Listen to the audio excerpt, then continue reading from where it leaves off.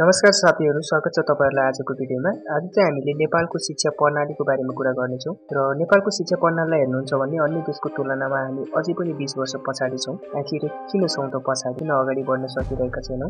नेपालको शिक्षा प्रणाली के छ, कस्तो छ, यसमा रहेका समस्याहरू के छन्, सम्भावनाहरू के छन्, नेपालको शिक्षा प्रणालीलाई कसरी सुधार गर्न सकिन्छ? अहिले यही शिक्षा प्रणालीकै कारणले होस् या सरकारको कारणले शिक्षकहरू पनि आन्दोलनमा आइराख्नु भएको छ। विद्यार्थीको भविष्य पनि बिग्रिरहेको छ। डिग्री पास गरेर पनि जागिर पाइदैन हैन। 12 पास गर्ने बित्तिकै सबैजना विदेशतिर जानुहुन्छ। त आखिर किन यो समस्याहरू किन देखिरहेको छ त? र भिडियो सुरु गर्नुभन्दा पहिले एउटा कुरा कमेन्ट गरिदिनुहोस् के तपाईहरुलाई नेपालको शिक्षा प्रणाली आधुनिक छ जस्तो लाग्छ या छैन? र अर्को कुरा, के नेपालको शिक्षा प्रणालीले विद्यार्थीलाई ज्ञान दिइरहेको छ, भविष्य बनाउनको लागि विद्यार्थीलाई तयार पारेको छ या केवल डिग्री मात्र दिएको छ? र यो के छ तपाईको भनाइ यसमा?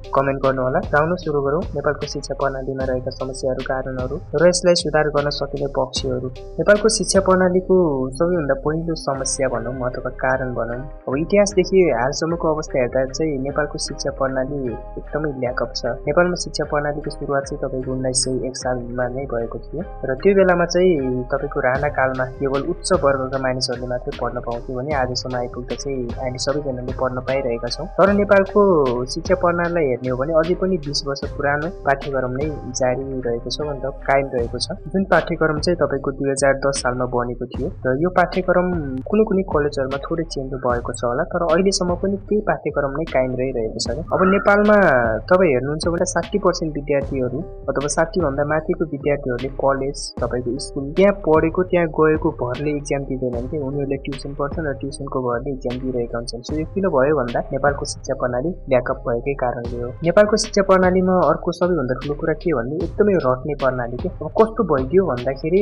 विद्यार्थीहरूको दिमागै के भइदियो भन्दा मैले 12 पढ्दैछु, अब 12 पास गर्नुपर्छ, डिग्री पढ्दैछु, डिग्री पास गर्नुपर्छ। सो पासै गर्नको लागि विद्यार्थीले के गर्छ भन्दा रट्छ।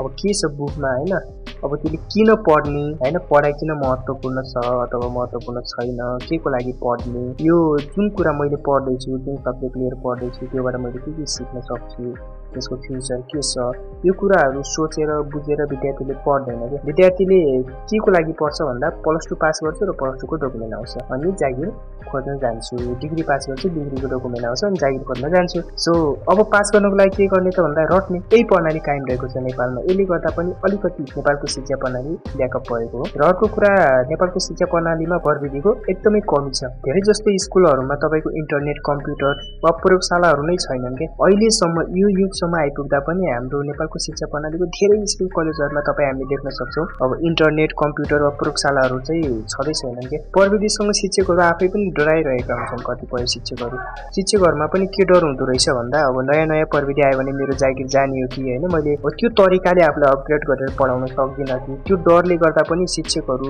प्रविधिसँग अलिकति डराइरहेका हुन्छन्। यसको लागि शिक्षकहरूलाई पनि विभिन्न प्राविधिक तालिमहरू, ज्ञानहरू, सिपहरू दिन पनि जरुरी छ। यसमा पनि ल्याकअप देखिन्छ। अब यसलाई समाधान गर्न हामी के गर्न सक्छौं त? जसले गर्दा विद्यार्थीको भविष्य पनि बनोस्। जसरी यो शिक्षकहरू भौतारिरहनु भएको छ, अहिले आन्दोलन गरिरहनु भएको छ, यो गर्न जरुरी नहो। त अब के गर्न सकिन्छ त समाधानको लागि भन्दा सबैभन्दा पहिलो कुरा चाहिँ अब डिजिटल शिक्षामा जोड दिन सकिन्छ हैन। डिजिटल प्लेटफर्महरू, अब प्राविधिक शिक्षा, अब वैज्ञानिक तरिकाले चाहिँ पढाउन सकिन्छ।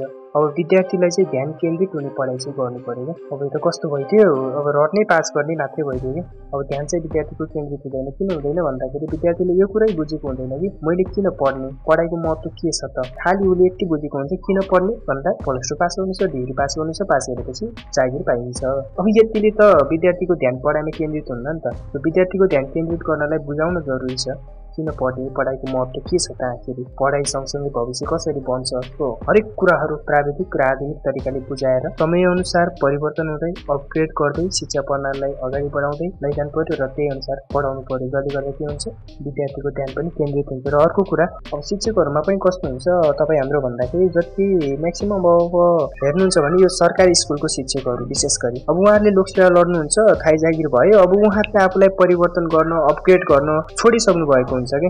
अब उहाँहरूको मनमा के हुन्छ भन्दाखेरि मैले सरकारी जागिर पाइसकेँ, अब कसैले हटाउँदैन, त्यो टाइपको एउटा सरकारी काम कहिले जाला काम भन्ने हुन्छ नि। सो त्यो हुन्छ कि त्यसले गर्दा पनि शिक्षकहरूमा पनि अपग्रेड आउनु पर्यो। शिक्षकले पनि कसरी पढाउने, ल नयाँ प्रविधि आयो, नयाँ युग आयो हैन, नयाँ कुरा आइसक्यो है मार्केटमा, नयाँ स्ट्राटेजी आइसक्यो, नयाँ तरिका आइसक्यो, कसरी पढाउने, कसरी पढाउँदा विद्यार्थीले बुझ्छ, कसरी चाहिँ उसले सिक्न सक्छ, कसरी विद्यार्थीको ध्यान केन्द्रित गर्न सकिन्छ।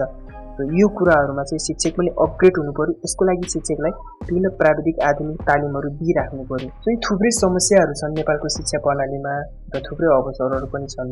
यसलाई सुधार्नको लागि थोरै प्रयास गर्यो सरकारले, अनि देशका जनताले पनि थोरै प्रयास गरिन् भने अवश्य पनि सुध्रिन सक्छ शिक्षा प्रणाली। र शिक्षा भनेको केवल पास गर्ने साधन मात्र होइन क्या। शिक्षा भनेको केवल 12 पास गर्ने, डिग्री पास गर्ने, डकुमेन्ट ल्याउने त्यो साधन मात्र होइन नि त। शिक्षा भनेको त एउटा समाज परिवर्तन गर्ने, देश परिवर्तन गर्ने, एउटा व्यक्तिलाई परिवर्तन गर्ने त्यो शक्ति हो नि त शिक्षा भनेको। समयअनुसार चाहिँ शिक्षा प्रणालीलाई परिवर्तन गर्दै अगाडि लग्न जरुरी छ। यदि त्यसो गरिएन भने अबको यो विकासको गति हेर्ने हो भने, अन्य देशहरूमा भइरहेको विकासको गति हेर्ने हो भने नेपाल धेरैभन्दा धेरै पछाडि पर्न सक्छ। र त्यो कुराले नेपालको शिक्षा प्रणालीलाई अपग्रेड गर्न, सुधार्न चाहिँ निकै जरुरी छ। यसमा तपाईको राय के छ, सल्लाह के छ, के सुझाव दिन चाहनुहुन्छ त्यो कमेन्ट गरेर तपाईले यो भिडियोलाई शेयर गरेर यस्तै भिडियोको लागि हाम्रो च्यानललाई सब्स्क्राइब गरेर हामीसँग जोडिनु होला। आजको भिडियोमा यति नै। हस्त, धन्यवाद।